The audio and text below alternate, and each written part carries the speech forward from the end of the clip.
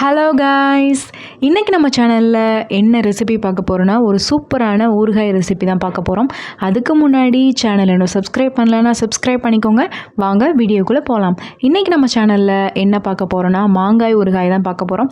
Summer start ஆனாலே நிறைய பேர் வீட்டில் மாங்காய் ஊறுகாய் செய்வாங்க. அதில் வந்து 2 விதமாக செய்வாங்க. ஒன்று வந்து இன்ஸ்டன்ட் ஊறுகாய், இன்னொன்று வந்து பார்த்திங்கன்னா ரொம்ப நாள் வச்சு யூஸ் பண்ணுற மாதிரி செய்வாங்க. இந்த ரெசிபியை நீங்கள் இன்ஸ்டண்ட்டாகவும் சாப்பிடலாம், இல்லை நீங்கள் ஸ்டோர் பண்ணியும் வச்சு சாப்பிடலாம். இந்த மாங்காய் ஊறுகாய் தயிர் சாதம், சாம்பார் சாதம், ரசம் சாதம் எதுக்கு வேணாலும் நீங்கள் வச்சு சாப்பிடலாம். இந்த இன்ஸ்டன்ட் மாங்காய் ஊறுகாய் நீங்கள் கல்யாண பந்திகளில் நிறைய டைம் சாப்பிட்ருப்பீங்க. வீட்டில் இது வரைக்கும் செஞ்சது இல்லைன்னா கண்டிப்பாக ட்ரை பண்ணி பாருங்கள். டேஸ்ட்டு சூப்பராக இருக்கும். செய்கிறதுமே ரொம்ப ரொம்ப சிம்பிள் தான். வாங்க எப்படி செய்கிறதுன்றதை பார்க்கலாம். இதுக்கு ஃபஸ்ட்டு 2 மாங்காய் எடுத்து வச்சுக்கோங்க. அதை ஃபஸ்ட்டு தண்ணியில் நல்லா அலசிக்கோங்க. நல்லா கம்ப்ளீட்டாக வாஷ் பண்ணிவிட்டு அதை வந்து ஒரு துணியை வச்சு நல்லா கம்ப்ளீட்டாக தொடச்சிருங்க. ஏன் அப்படின்னா நம்மளுக்கு வந்து ஈரப்பதம் இருந்தால் சீக்கிரம் வந்து மாங்காய் கெட்டு போயிடும். ஸோ வந்து தண்ணி கொஞ்சம் கூட இருக்கக்கூடாது. ஒரு ட்ரையான ஒரு கிளாத்தில் நல்லா வந்து தொடச்சி எடுத்துக்கோங்க. இப்போ வந்து மாங்காயை நீங்கள் எப்படி வேணாலும் கட் பண்ணிக்கலாம். நான் வந்து பார்த்தீங்கன்னா இந்த மாதிரி நீளமாக கட் பண்ணியிருக்கேன். உங்களுக்கு வந்து அப்படி சின்ன சின்னதாக கியூப்ஸாக கட் பண்ணணும்னா நீங்கள் கட் பண்ணிக்கலாம். அப்படி இல்லை எனக்கு துருவி ஆட் பண்ணால் பிடிக்கும் அப்படின்னு நினச்சிங்கன்னா நீங்கள் துருவிட்டு கூட ஆட் பண்ணிக்கலாம். உங்களுக்கு எப்படி விருப்பமோ அப்படி ஆட் பண்ணிக்கோங்க. இது வந்து பார்த்தீங்கன்னா ஒரு 200 கிராம் அளவுக்கு இருக்கும். இப்போ இது தனியாக இருக்கட்டும். இப்போ இன்னொரு பேனில் 1/2 டேபிள் ஸ்பூன் அளவுக்கு கடுகு ஆட் பண்ணிக்கலாம்.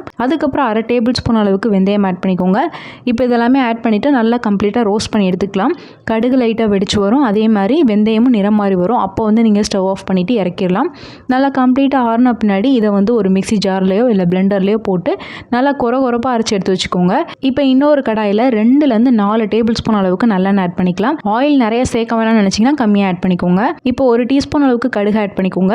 கொஞ்சமாக கருவேப்பிலை, அதுக்கப்புறம் 2லேருந்து 4 வரமிளகாய் உங்கள் காரத்துக்கு ஏற்ப நீங்கள் ஆட் பண்ணிக்கலாம். அதுக்கப்புறம் 1/4 டீஸ்பூன் அளவுக்கு பெருங்காயத்தூள் ஆட் பண்ணிவிட்டு நல்லா மிக்ஸ் பண்ணிக்கலாம். இப்போ இந்த தாளிப்பு ரெடி பண்ணிவிட்டு ஆஃப் பண்ணிடுங்க ஸ்டவ் ஆஃப் பண்ணிவிட்டு இப்போ நம்ம கட் பண்ணி வச்சுருக்க மாங்காய் ஆட் பண்ணிக்கலாம். மாங்காய் ஆட் பண்ணிவிட்டு நல்லா கம்ப்ளீட்டாக மிக்ஸ் பண்ணிக்கோங்க. இப்போ மிளகாய் தூள் வந்து 3லேருந்து 4 டீஸ்பூன் அளவுக்கு ஆட் பண்ணிக்கலாம். நீங்கள் காரம் செக் பண்ணிவிட்டு ஆட் பண்ணிக்கோங்க. அதுக்கப்புறம் 1/2 டீஸ்பூன் அளவுக்கு மஞ்சள் தூள் ஆட் பண்ணிக்கலாம். உப்பு வந்து 1லேருந்து 2 டீஸ்பூன் அளவுக்கு ஆட் பண்ணிக்கோங்க. நீங்கள் ரொம்ப நாள் ஸ்டோர் பண்ணுற மாதிரி இருந்துச்சுன்னா இன்னும் கொஞ்சம் எக்ஸ்ட்ரா ஆட் பண்ணிக்கோங்க. அப்படின்னா தான் கெட்டு போகாது. இப்போ நம்ம அரைச்சி வச்சுருக்க வெந்தய கடுகு பவுடர் ஆட் பண்ணிக்கலாம். ஆட் பண்ணிவிட்டு நல்லா மிக்ஸ் பண்ணிக்கோங்க.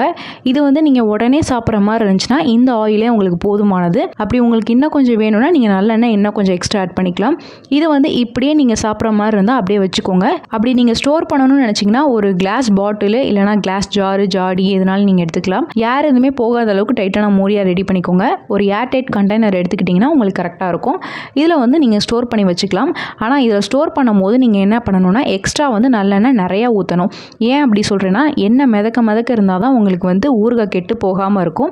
இது வந்து நீங்கள் வெளியில் வைக்கிற மாதிரி இருந்துச்சுன்னா நம்ம தாளிப்பு ரெடி பண்ணுவோம்ல, அது வந்து நல்லா கம்ப்ளீட்டாக ஆற வச்சுட்டு அதுக்கப்புறம் வந்து நீங்கள் மாங்காயை போட்டு மிக்ஸ் பண்ணிவிட்டு ஸ்டோர் பண்ணிங்கன்னா நல்லா கெட்டு போகாமல் இருக்கும். 1 மந்த் வரைக்கும் கூட கெட்டு போகாமல் இருக்கும். ஆனால் அடிக்கடி நீங்கள் எண்ணெய் ஊற்றி நல்லா குலுக்கி விடணும். எண்ணெய் நிறையா மிதந்தால் தான் உங்களுக்கு ஊறுகாய் கெட்டு போகாமல் இருக்கும். ஸோ வந்து எந்த அளவுக்கு நிறையா எண்ணெய் ஊற்ற முடியுமோ அந்த அளவுக்கு நல்லா மேலே தெரிகிற மாதிரி ஊற்றிக்கோங்க. ஒருவேளை நீங்கள் அப்பயே சாப்பிட்ற மாதிரி இருந்துச்சுன்னா நீங்கள் எண்ணெய் நிறைய ஊற்ற தேவையில்லை, அப்படியே வச்சுக்கலாம். அப்படி நீங்கள் ஆயில் நிறைய சேர்க்க மாட்டீங்க, எனக்கு கம்மியாக இருந்தாலே போதும், ஆனால் பிக்கல் வந்து எனக்கு ஸ்டோர் பண்ணுற மாதிரி ஐடியா வேணும் அப்படின்னு சொன்னீங்கன்னா நீங்கள் எண்ணெய் வந்து ஒரு 3லேருந்து 4 டேபிள் ஸ்பூன் ஆட் பண்ணிவிட்டு மேலே மட்டும் லைட்டாக இந்த மாதிரி ஊற்றிட்டு இதை வந்து ஃப்ரிட்ஜில் வச்சுக்கிட்டிங்கன்னா 1 மாதம் வரைக்கும் கெட்டு போகாது. ஏன்னா நம்ம ஃப்ரிட்ஜில் இருந்து நம்ம யூஸ் பண்ணுறதுனால அதிகமாக கெடுறதுக்கு சான்ஸே இல்லை.